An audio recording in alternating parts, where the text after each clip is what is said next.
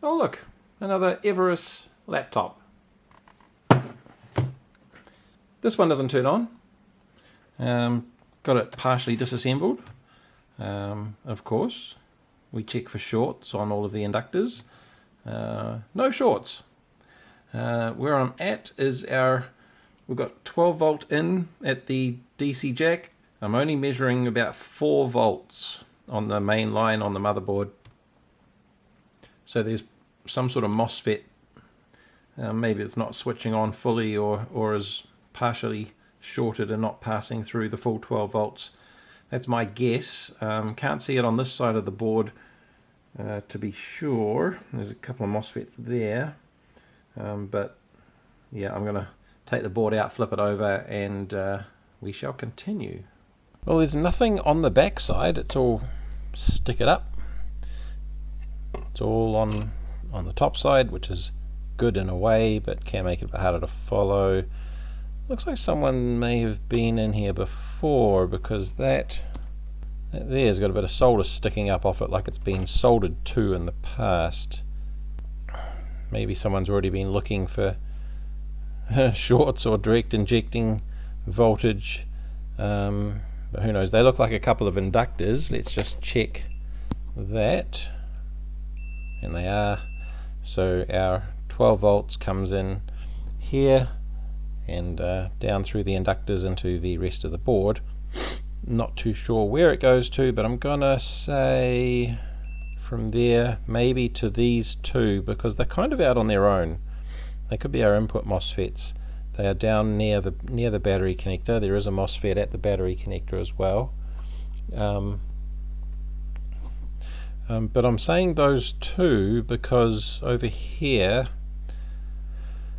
we appear to have that inductor switched by that, that inductor switched by this, and then they're sort of out on their own without an inductor, so I think they could be our input. So let's see if I'm right, and if I probe there we go. So our DC jack comes straight into this side, and yeah, we'll see if this is okay. Let's go diode mode, and we'll go positive at the top, negative at the bottom. We get nothing, and other way, half. That's good. So we're not shorted through the body, and we're not shorted where's our gate drain. We're not shorted gate drain either, or gate source. So what about the one underneath? That has to be able to function as well. Well, that looks shorted. Make sure just connect the gates to the one of the pins there, just to short it out. Make sure there's no charge on the gate that's turning this on, and there's not. There's definitely a short there. That's our first port of call. Let's take it off the board, double check it out of circuit, and we don't want to blow hot air towards our connectors, so we will go that way just to help from melting them.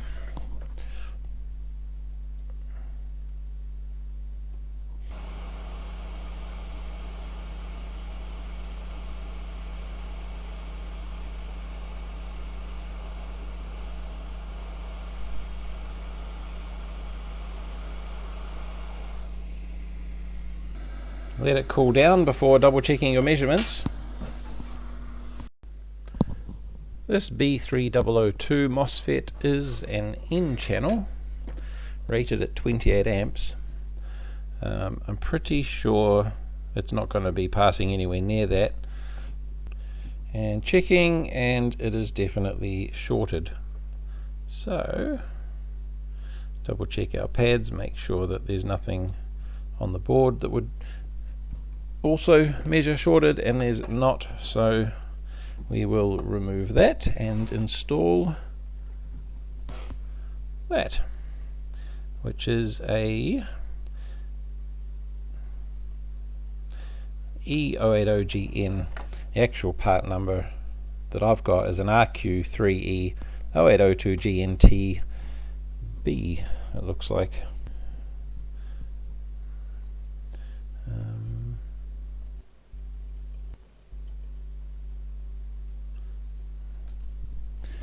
Way too much, but that's the way the cookie crumbles.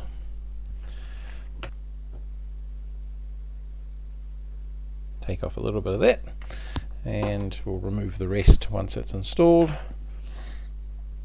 as it oozes out everywhere.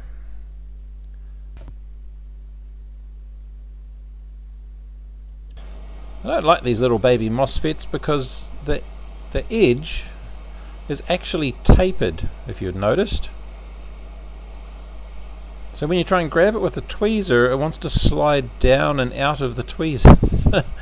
They're not a very straight cut edge, so it's quite annoying.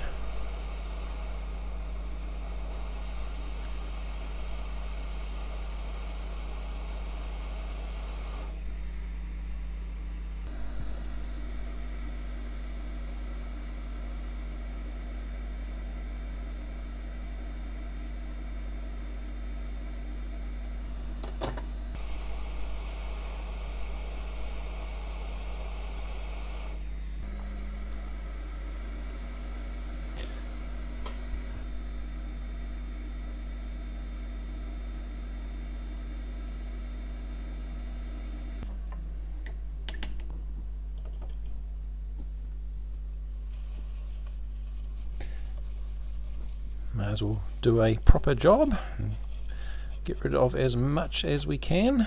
Paper towels soak it up really well. And sometimes you start to see, oh, I don't remember fluxing that. Maybe that was factory flux. You end up getting carried away in a vicious cleaning cycle. Diode mode, and we'll just do quick measurements and just make sure we're happy. We didn't fry it with hot air. That looks good. It's good. Everything's good. No shorts. So we will plug it in as the next step and see if we've got rails. Just let that cool off a bit more. Of course, I didn't think about the fact that there's a sticker under here. I probably should have peeled that off first. Just bubbled up a little. Nothing too serious. But yeah, if you're doing excessive work on a board with a sticker on the back, you might want to peel that off first. Now it's cooled off a bit, we will plug it in. Oh, that's a good sign. We have a little red light down in the corner by the plug. Here we go, blinking away. That's a good start, although that is what we had on the last one, remember? And then the processor got super hot. Well, the fact that that's blinking, that's basically says it all. We probably have a 5-volt rail here somewhere. Oh, there's our 3.3, and is that our 5-volt? There's our 5-volt. So you should always have a 5 and a 3.3 in almost every laptop that I've come across. Hopefully it'll start charging the battery, which appears to have gone into shutdown. But they usually take some kind of serial communication to wake them up, and you put voltage on the pins directly.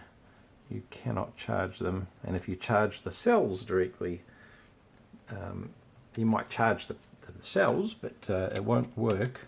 It won't pass the voltage out to the motherboard through the connector. I wonder how hot that's going to get.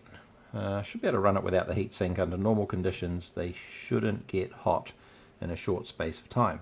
A couple of screws, probably a good idea so it doesn't all fall out when I'm opening the screen to show you.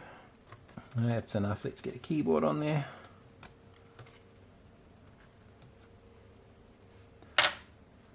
Pop the screen in. Always pop the screen, always work with the screen connector with the battery unplugged. We have our blinky red light. I will push the power button. We have a blue power light. But does it work or does it get stinking hot? Oh, it didn't get hot. Hey! American Megatrends. Oh, that's looking promising. No need for update. Excellent. Cool. It's not going to hold us up. Mouse is working. Keyboard obviously works because I turned it on. Yeah. How about that? All right, let's finish reassembling.